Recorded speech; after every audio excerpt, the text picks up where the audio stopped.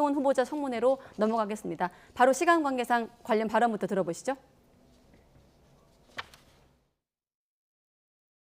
최근 소위 검수완박 법안이 국회를 통과하여 시행을 앞두고 있어서 국민적 우려가 큰 상황입니다.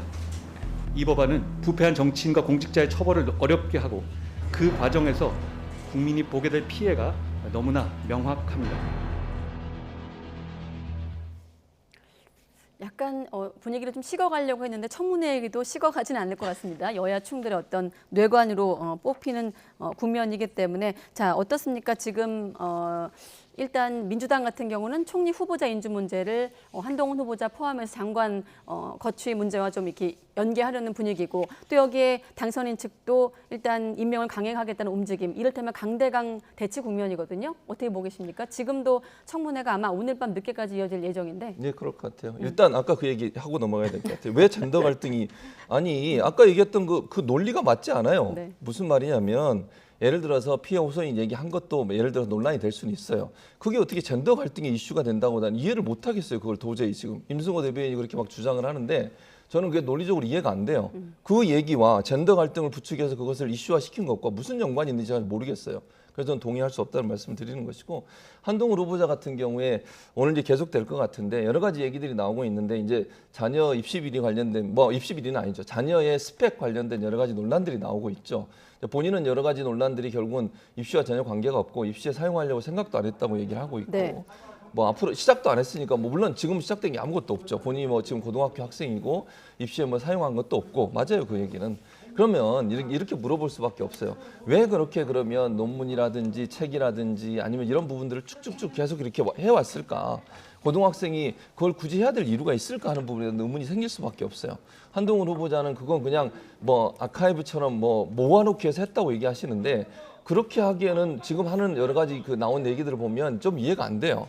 예를 들면 논문집에다 그걸 괜히 아카이브를 할 필요가 있을까요? 본인이 만약 저장이 필요했다면 개인의 개인적인 블로그라든지 아니면 개인이 갖고 있는 저장 장치에 저장을 하면 될 텐데 굳이 그렇게 논문집이라고 하는 것에 논문까지 돈을 내면서까지 논문을 하고 돈을 내면서 인터뷰도 하고 또 대필 의혹도 지금 있는 거잖아요. 본인은 또 대필이 아니라 첨삭이라고 얘기하시던데 첨삭의 문제도 그래요. 누가 이걸 먼저 작성했느냐가 저는 중요하다고 생각해요.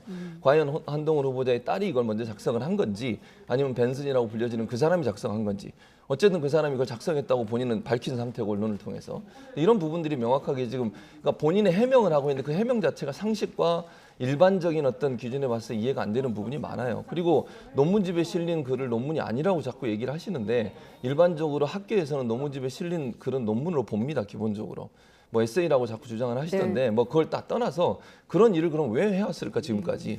만약에 그게 정말 일반적인 상식으로 보면 그거는 대학 입시 특히 이제 미국에 있는 대학에 가려는 의도를 가지고 했지 않았을까 하는 상식적인 의문이 들 수밖에 없는 상황이에요. 근데 본인은 아니라고 자꾸 주장을 하시니까 지금 실행이 안 된 상태에서 그걸 문제 삼을 수 없는 상황이고 그리고 또 하나 법적으로 문제가 없으니까 괜찮다는 그런 방향으로 자꾸 몰고 가시는 것은 국민적 상식에는 상당히 부합하지 않는 행동이라는 생각이 듭니다. 제가 이따가 시간 안 드릴까 봐 그 후보자 의혹 및 해명 부분을 먼저 다 말씀해 주셨는데 잠시 뒤에 그 부분은 짚기로 하고 지금 후보자 발언 속에 검수완박을 이제 언급하면서 민주당 의원 쪽에서 이제 반발이 나왔거든요. 싸우자는 거냐라는 말까지 등장했는데 잠깐 듣고 나서 또 대변인님 말씀으로 이어가겠습니다.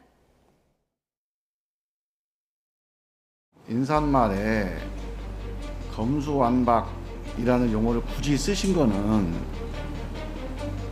싸우겠다는 거죠. 인사청문회 인사말에서 한판 붙을래 이런 식으로 했던 후보자는 처음입니다. 이게 좋지 않아요, 이게. 검수완박이 아니라고 여러분들이 아무리 이 자리에서 외쳐도 아닌 게 아니잖아요. 예? 검수완박이 아니라고 여러분들이 아무리 외쳐도 국민들이 그 말 들어줍니까? 안 들어주잖아요. 그러니까 이제 검수완박 입법을 둘러싼 지금 각 당 의원 발언까지 들어보면 마치 여야 간의 2차전 성격으로도 들리는데 일단 이 부분만 떼어서 보면 어떻게 들으셨습니까? 이걸로 왜 이렇게 싸우고 있는지 이해가 안 되고요. 검수완박이란 용어를 국민의힘에서 창조를 하고 확산시켰나요?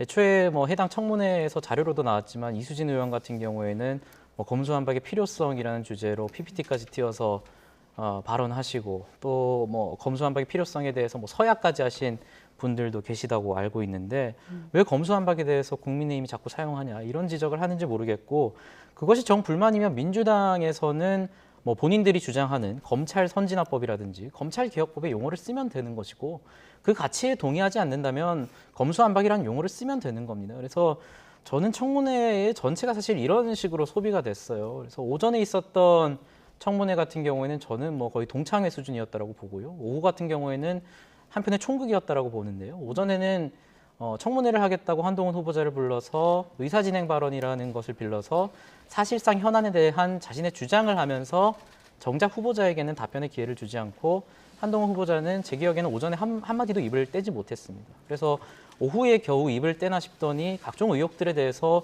무슨 저는 청문회 준비를 했는지 모르겠어요. 최강욱 의원 같은 경우에는 무슨 자신이 띄운 자료에 후원자 구분이 영리법인이라고 돼 있는데 후원자 이름이 한땡땡으로 돼 있는데 이게 한동훈 후보자의 딸 이름이 아니냐.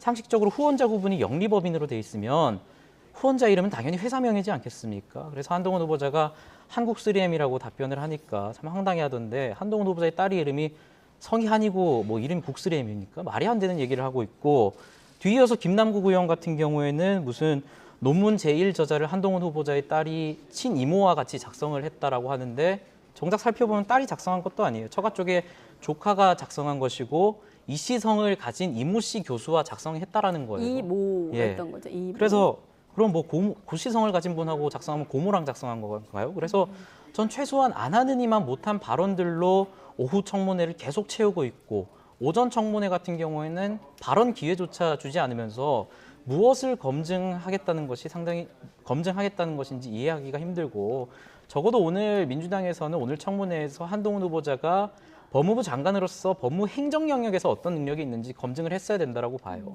수사 능력에 있어서는 한동훈 후보자의 수사 능력을 부인하는 분은 없을 겁니다. 다만 법무부 장관으로서의 법무 행정 영역에 있어서 조금 의문을 품는 분들이 있으니 그런 부분에 있어서 집중적인 검증이 되었어야 되는데 뭐 캐냐 이런 의혹에 대해서 계속 얘기를 하고 있는 부분들을 보면서 저는 참 국회의원들이 직무유기를 제대로 하고 있구나 이런 생각을 했습니다. 좀 준비가 미흡했다는 점을 지적하셨는데 교수님 지금 말씀하신 부분에 동의할 수 없는 부분은 첫째는 그 후원한 부분 있잖아요.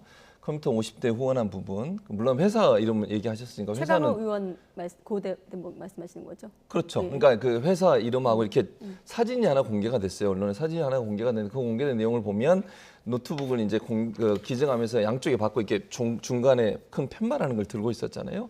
거기 보면 밑에 이름 중에 이제 한동훈 후보자의 딸이 그러니까 뭐 대표라고 그래야 되나 아니면 만들어서 운영했던 봉사단체가 있어요. 그 봉사 지금 사진에 나오고 저 밑에 있는 사진 아직 안 나오고 있군요. 봉사단체 이름이 거기 들어 있는 거예요. 그래서 이게 과연 이제 문제를 제기하는 건 이런 거죠. 처음에는 한동훈 후보자는 본인의 딸 이름으로 기증한 게 아니다. 그건 맞아요. 딸 이름으로 기증한 건 아니에요. 근데 지금 화면에 나오고 있는 것처럼 저기 보면 밑에 이름이 나오거든요. 그 이름 자체가 결국은 한동훈 후보자의 딸이 만들어서 운영하고 있는 봉사단체예요. 그럼 그 봉사단체 이름이 왜 기증자 이름에 들어가 있냐는 거예요. 그건 사실은 기본적으로 이제 뭐 의혹을 제기하는 측에서는 한동훈 후보자의 어머니 되시는 분이 그 3M이라는 회사의 간부이시고 그분이 중개를 해서 혹시 이런 일이 이루어지지 않았나 이런 부분은 문제를 제기하는 거거든요. 그래서 한동훈 후보자 딸의 이름은 없지만 한동훈 후보자 딸이 운영하는 봉사단체 이름이 거기 들어있다는 점을 지금 얘기를 하는 것이고요. 또 하나 그 대필 문제가 왜 문제가 안 되는지 모르겠어요. 자, 예를 들어서 만약에 진짜로 케냐에 있는 사람이 대필을 했다면 이게 정상적인 방법인가요? 본인이 썼다고 하는 에세이가 만약에 누군가의 대필에 의해서 쓰여졌고 본인은 네. 정말 한두 적 글자만 썼다면 그런 방식으로 해서 글을 자기 이름으로 내는 것이 과연 타당한가요? 윤리에 어긋나는 일 아닙니까? 뭐 법적으로 문제가 안 될지 모르겠습니다만 그런 일들이 과연 타당한지 또 표절 의혹도 마찬가지예요. 본인이 지금은 이제 그 아마존에 사라졌습니다. 아마존에서 판매했던 전자책 중에 2권 같은 경우에 표절 의혹이 있어요. 영리 목적으로 다른 사람의 어떤 지적 어떤 생산물에 대해서 표절을 해가지고 그걸로 영지 목적으로 사용했다. 이건 큰 문제죠. 네. 법적으로 처벌할 수 있는 문제이기도 하고요.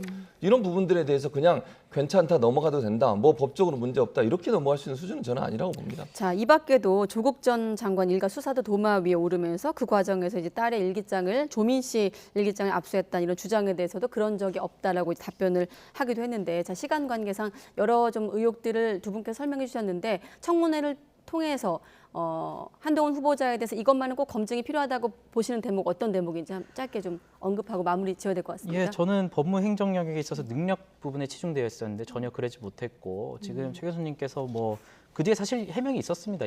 그 봉사단체 이름이 적혀 있는 부분도 해명이 있었는데 그 부분 왜 언급 안 하시는지 모르겠어요. 그 팜플렛 같은 경우에도 후원자 이름은 기업이라고 명시되어 있고 다만 그 봉사활동에 참여한 단체가 그런 노트북 기부 행위에 있어서 봉사단체 활동을 했다라는 차원에서 기재되어 있는 것이기 때문에 이 문제에 있어서는 후보자 측도 명확하게 당시에 설명을 했다라는 점 설명드리고요. 대필 문제에 있어서도 지금도 만약이라는 표현을 쓰지 않았습니까? 그러니까 정확히 검증을 해야 되는 건데 당시에 언론 보도를 보게 된다면 그 내셔널 뎁트라는 그 문서 파일에 코멘트라고 적혀 있습니다. 일반적으로 코멘트는 첨삭으로 해석되죠. 그래서 저는 뭐 대필이냐 첨삭이냐 이 부분에 있어서도 결국에는 코멘트라는 부분은 첨삭일 가능성이 높기 때문에 이 문제에서는 의혹을 제기하는 측에서 그 벤슨이라는 분을 뭐 증인 채택을 하든지 이런 식으로 해가지고 대필 의혹이 맞다라는 것을 증명할 의무가 있다라고 봐요. 다만 정황 증거로 봤을 때 언론 보도에도 지금 코멘트라고 적혀 있는데 그것을 대필 의혹이라고 확정짓는 것은 좀 부적절하다고 봅니다.